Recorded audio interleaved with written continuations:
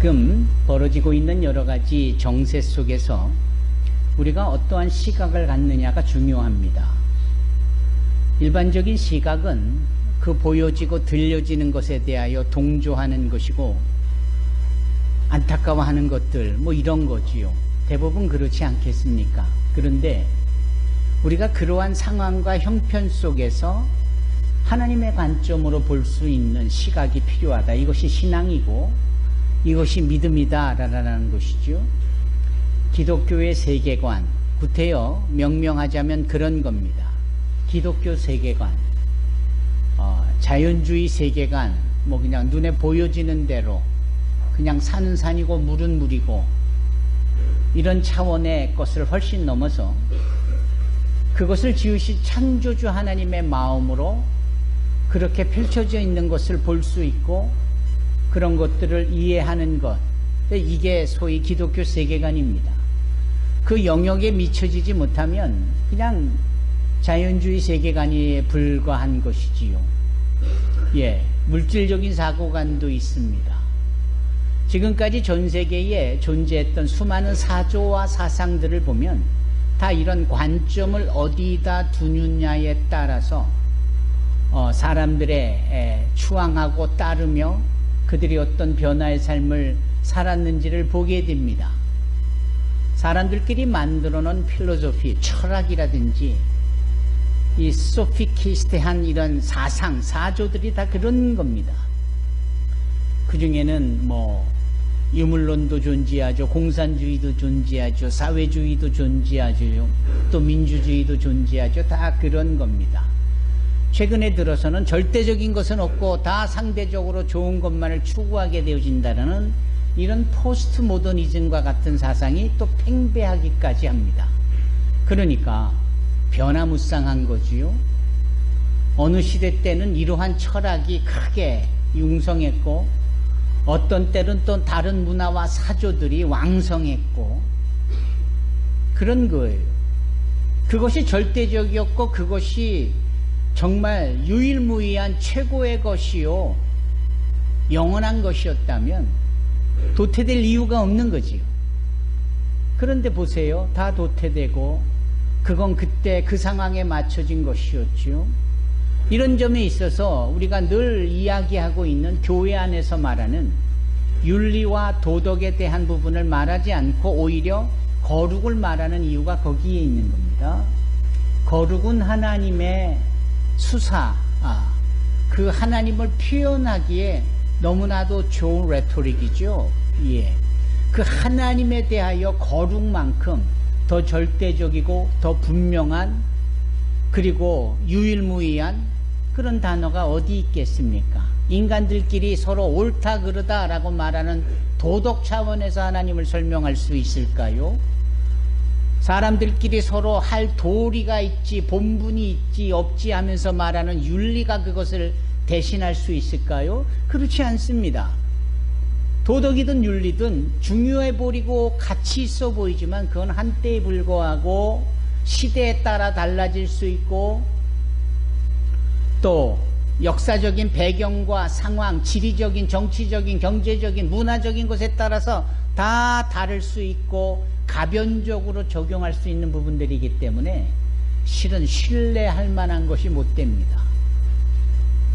대한민국이면 대한민국, 미국이면 미국, 유럽이면 유럽, 서로 다른 지리와 역사적 배경과 문화와 언어의 다름 속에 있지만 모두를 다 관통하고 모두를 일치시키며 모두가 다 잠잠히 따를 수밖에 없는 그 유일한 단 하나, 그것이 바로 진리요. 히브리서 기자는 그 진리를 어제나 오늘이나 영원토록 동일하신 예수님이라고 말하고 있고 사도 요한은 그것이 말씀이 육신이 되어 우리 가운데 오신 예수님이라고 말하고 있고 그 예수님이 참빛이 어두운 세상을 비치는 유일한 하나님의 생명의 비침임을 말씀하고 있습니다. 따라서 복잡하고 혼돈스럽고 어려울수록 이 참빛인 예수의 빛을 우리가 따라야 할 것이고 그 예수의 영원성을 우리가 붙쫓아야 될 것이고 그분의 말씀에 온전한 순종이 있어야 할 줄로 믿습니다. 그러면 되는 겁니다. 어떤 상대적이고 가변적이고 서로 경쟁적으로 말하는 소위 사사시대의 그 수많은 그 당시의 왕들과 백성들이 다 각자 자기 좋은 대로 했다라는 그런 시대적인 그런 차원이 아니라 유일무이하고도 절대 변하지 않는 그 영원한 생명의 보장이 되는 예수 그리스도, 그분의 진리요 생명이요 부활이요 길이 되어지는 그분만을 온전히 믿고 따를 때에 혼돈이 잠잠해지고 복잡함이 단순해지고 불안함이 평화로 바뀌게 되어질 것이고 위험과 어려움과 걱정이 기쁨과 감사와 행복으로 바뀌어질 것입니다. 지금까지 존재했던 모든 세상의 역사가 그것을 증명하고 있고 그것을 영적으로나 육적으로나 실제적으로 있었던 것을 표현해낸 것이 성경 말씀입니다. 이런 점에 있어서 우리는 그 진리만을 붙잡는 기독교적 세계관을 지닐 수 있는 자들이 되어야 합니다. 우리 자녀들이 기독교 세관적인 관점을 가지고 세상이 주는 교육도 걸러내며 받을 수 있어야 되고 세상이 요구하는 교육주문 능히 한쪽 눈 감고도 감당하며 이겨낼 수 있는 자들이 될 수 있도록 해야 합니다. 중요한 것이지요. 다윗 왕이 옹립이 되어지면서 남유대와 북이스라엘을 통일해 나가는 과정 속에 수많은 사람들이 붙쫓았습니다. 그 수많은 사람을 모두 다라고 표현하지 않는 이유는 상대적이고 반대적이고 함께하지 않는 자들이 존재했기 때문입니다. 그래서 역대상 말씀을 읽어보면 그렇게 다윗을 옹립하고 따르는 많은 사람들이 있었고 또 있었다라고 반대 속에는 그렇게 따르지 않는 사람도 자연스럽게 존재했다라는 암묵적인 동의가 이렇게 펼쳐져 있는 내용이 있는데 눈여겨보아야 될 대목이 있는데요. 그것은 뭐냐면 이사갈 부족의 후손들이 소위 시세를 알고 라는 표현이 있거든요. 시세를 알고. 그 시세라는 것은 타이밍, 때를 아는 것이고 두 번째는 벌어지고 있는 상황을 아는 것이에요. 이 두 가지를 한마디로 표현해서 시세라는 표현을 하는 겁니다. 시세를 알고. 우리 은빛 선교 회원들은 이미 들어서 알고 계시겠죠. 시세. 예. 그것은 어느 제품의 한 가치랄까 가격대를 소위 말하고 있는 그때그때 변하는 시세의 그 시세가 아니라 여기서 말하는 시세는 뭐냐면 벌어지고 있는 상황들을 기독교적인 세계관을 가지고 하나님의 뜻을 헤아릴 수 있는 것, 그리고 지금 때에 그것이 벌어질 수밖에 없는 것에 대한 이 카이로스적인 하나님의 시간대적인 것에 대한 이해를 의미합니다. 하나님은 영원하신데 우리가 언제부터 시계를 만들고 손목에 차고 다니고 벽시계로 집에다 갖다 붙여놓고 모든 걸 다 시간을 사람들 좋으라고 쪼개면서 그 영혼을 우리조차고 바꿔놓기 시작을 했습니다.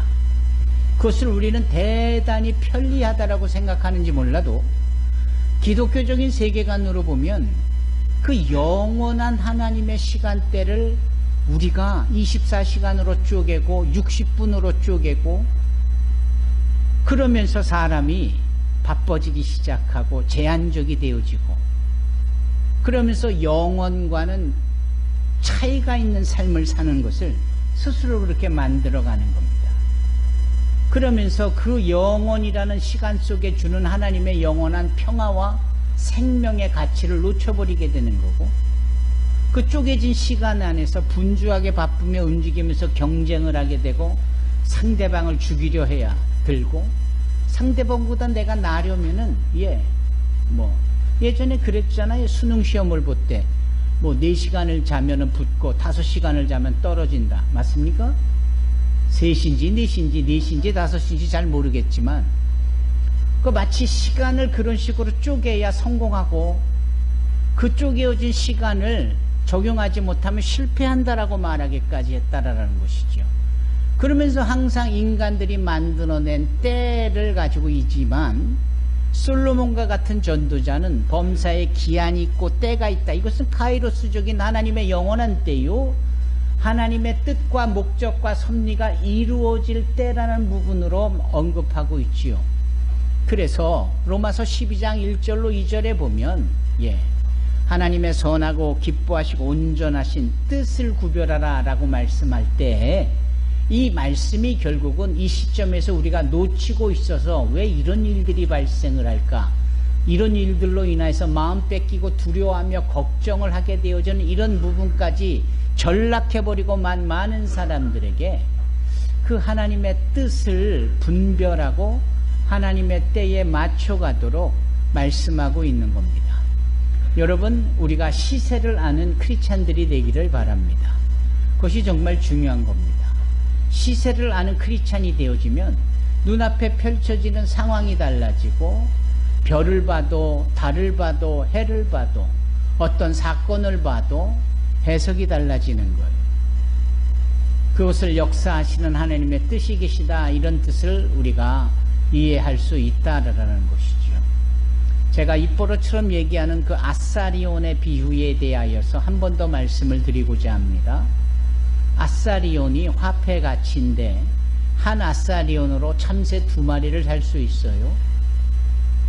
그러면 참새 2마리를 살 수 있는 한 아사리온으로 참새를 살 때 2아사리온으로는 참새 4마리를 살 수 있는데도 참새 4마리라고 말하지 않고 5마리라고 누가복음에 말하고 있는 것을 보면서 그만큼 참새가 가지고 있는 가치가 별거 아닌 것을 자연스럽게 인식하게 되는데, 그럼에도 별거 아닌 참새 1마리를 하나님이 허락을 하셔야, 하나님이 관여하셔야, 하나님께서 개입하셔야 이게 계속 하늘을 나는 참새로서의 삶을 살거나 땅에 떨어져서 참새의 생애를 마치거나 한다라는 거예요.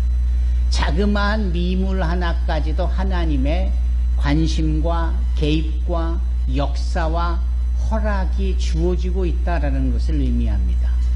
주님께서 이 말씀을 하시는 것은 참새에 대한 주님의 개입 정도가 아니라 그것을 넘어서서 그러면 너희는 누구냐?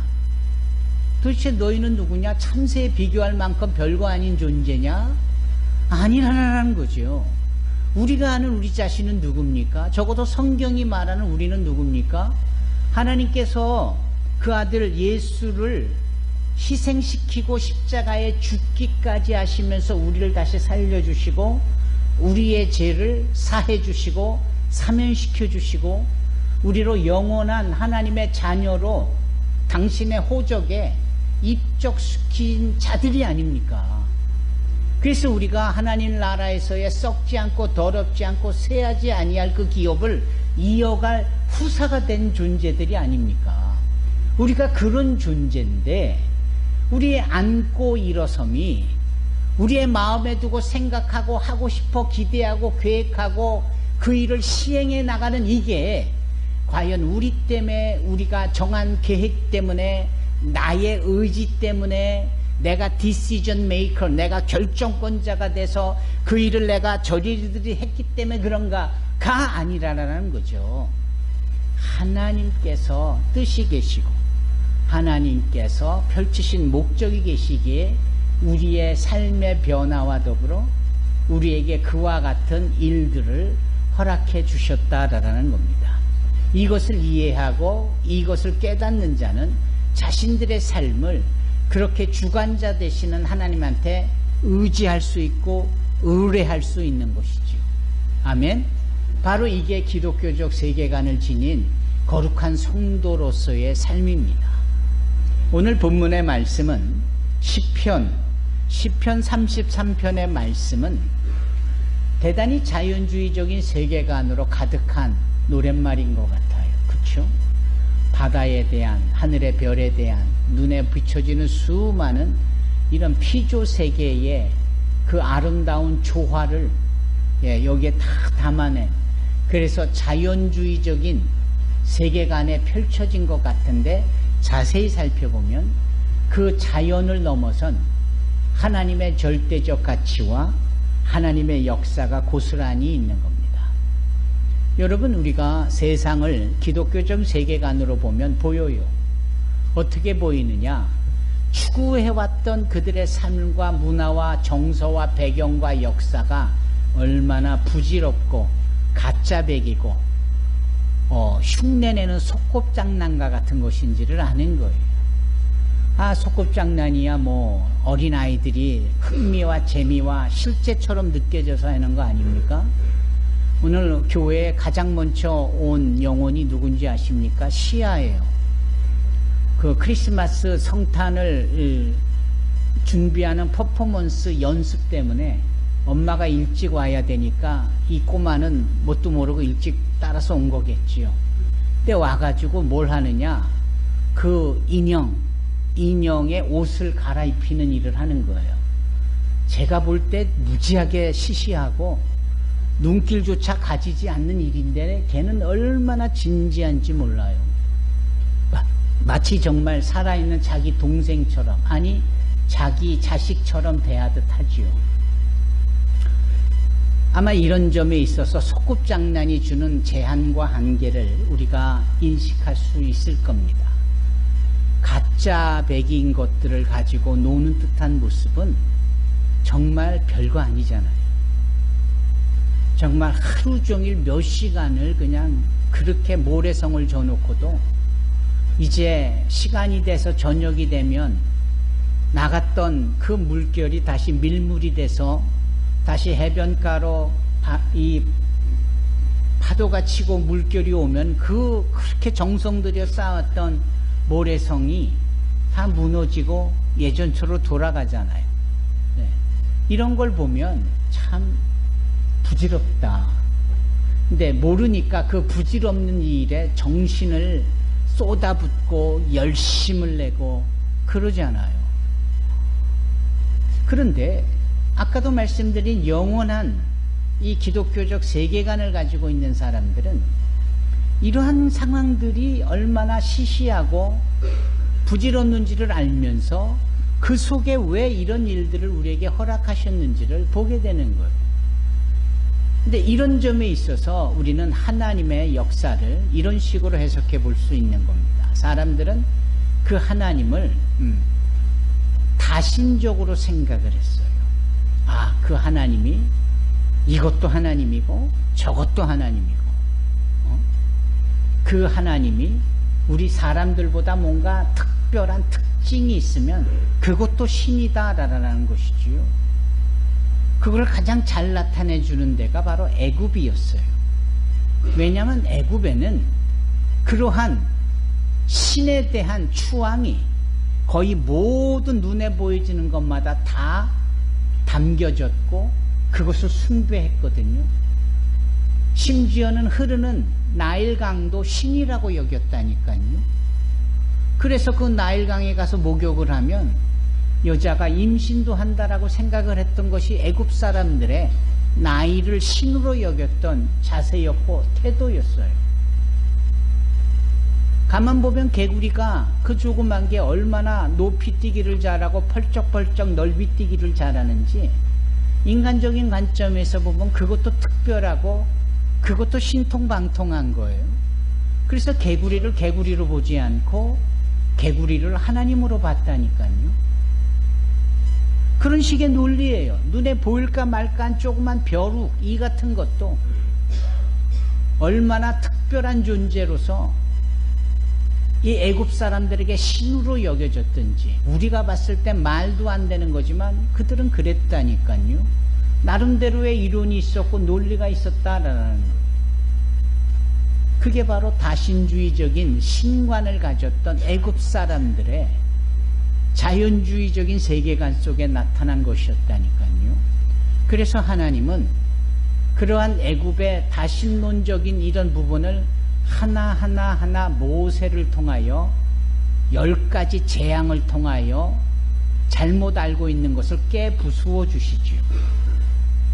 그래서 나일강이 순식간에 피로 변하는 일들이 생기고 그 개구리 신이 순식간에 온 지면을 덮으면서 부엌의 그릇 속에서까지도 개구리가 들어가 앉아 있을 만큼 여기저기 개구리다 보니까 개구리의 진절머리가 나게 되는 상황에서 또 모세를 통하여 그 단숨에 없애버리기도 하시고, 이런 일련의 상황들은 하나님께서 기독교적인 세계관을 갖지 못하고 있는 사람들이 가지고 있는 정말 무지하고 어리석은 생각들을 하나하나 손대시어서 바로 세워주는 일을 하고 계시는 겁니다.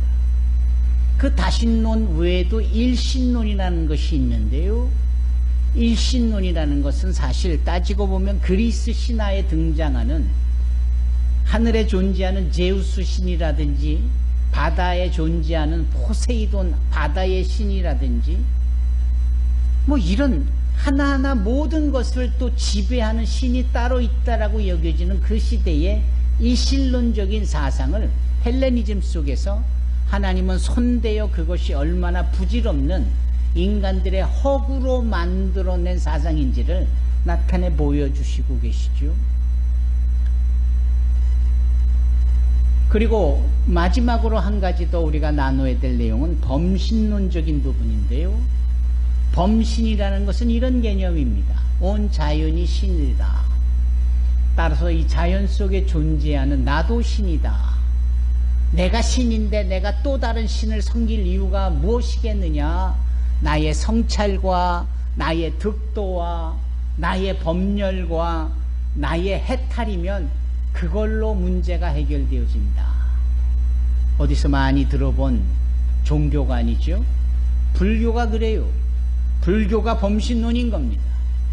그래서 스스로 사람들이 자기를 소중하게 여기고 자기 안에서 내재 속에서 평화를 누리려고 하고 문제를 해결하고 한다라는 것이죠. 이것이 오늘날 포스트 모더니즘과 연관되어져서 사람들로 하여금 진리가 아닌 엉뚱한 곳에서 생명을 찾으려 하고 평화를 찾으려 하고 그런다라는 거죠. 어떻습니까? 이런 측면에서 볼 때 이 오늘 시편 34편을 읽어보면, 특별히 전체 본문을 다 읽어보면 하나님은 유일하신 하나님이신데 어떤 하나님이시냐? 정직하시고 영원하시고 우리를 위하여 일하시는 하나님으로서 우리에게 당신을 우리의 생명 속에 삶 속에 시세를 알아가도록 보여주는 상황을 보여주시고 나타내시면서 우리를 이끄시는 하나님이시다라는 거죠.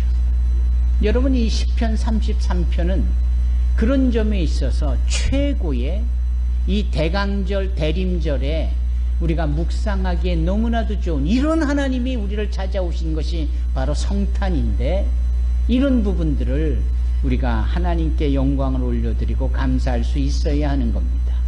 그 중에 오늘 10절로 14절까지의 말씀은 지금 대한민국이 직면한 상황들 속에 하나님의 역사가 있다라는 것을 우리로 소망케 하는 대목입니다. 이것은 어느 정당의 이야기도 아니고, 이것은 어느 법학자의 해석도 아니고, 이것은 바로 진리가 말하는 하나님의 역사 속에 나타나고 있는 기독교적 세계관으로 표현하고 노래하고 있는 장면입니다. 뭐라 합니까? 어린이용 버전으로 말합니다. 여호와 하나님께서 모든 나라의 계획을 무너뜨리시고 모든 민족들의 뜻을 꺾으십니다.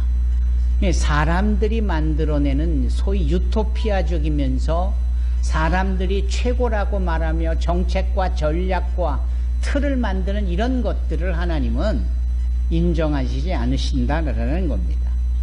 하나님의 계획은 언제까지나 한결같다. 그렇죠? 한결같아요.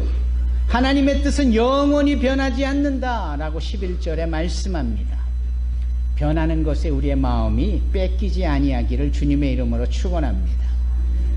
여호와를 자기 하나님으로 모신 나라는 그러기 때문에 영원한 행복한 나라입니다. 우리 대한민국이 그리 되어지기를 바랍니다. 정말 우리나라가 행복한 나라요, 축복의 나라요, 번영의 나라가 되려면 이러한 하나님만을 믿고 따르고 그분의 말씀에 순종할 수 있어야 하는 겁니다. 이렇게 복잡다라는 어려운 때에 시국이 어려울수록 시세를 아는 우리가 주님의 이름으로 모이기를 힘쓰고 기도하고 그렇게 저들을 축복하고 중보할 수 있어야 합니다. 여기 12절 하반절에 하나님께서 자기 백성으로 삼으신 민족은 행복한 민족입니다. 우리 대한민국이 주 예수를 제대로 잘 믿고 하나님이 택하신 나라요 민족으로서 행복한 민족이 되어지기를 간절히 바랍니다. 13절 여호와께서 하늘에서 세상을 내려다보시고 사람들 한 사람 한 사람을 보고 계십니다. 소위 불꽃 같은 눈동자로 지켜보호하시고 우리 안고 일어서심을 보시고 우리를 머리털 세임과 같이 우리의 움직임을 주목하고 계시는 겁니다. 하늘에 계신 하나님 주님은 땅 위의 모든 사람들 하나하나를 지켜보고 계십니다. 나를 보고 계시는 주님 앞에 우리가 기독교적 세계관을 가지고 주의 말씀을 온전히 붙잡고 따르는 거룩한 성도가 되어지고 주님께서 그렇게 인정해 주시고 그렇게 우리를 행복한 거룩한 성도로 이끌어 주시기를 주님의 이름으로 축원합니다. 할렐루야. 좌우에 계신 분들에게 인사하십시다. 당신은 사랑받기 위해 태어난 자입니다. 아멘. 여러분 모두를 축복합니다. 우리의 조국 대한민국은 하나님께서 택한 민족이요 나라인 줄로 믿습니다. 아멘. 우리가 다시 시작하듯 열심을 가지고 모든 정치, 경제, 사회, 문화, 교육, 도덕, 국방, 사회 치안에 이르기까지 외교에 이르기까지 주님의 은혜가 더하여지기를 주님의 이름으로 축원합니다. 기도하겠습니다. 거룩하시고 사랑이 많으신 하나님 아버지, 세상 속에서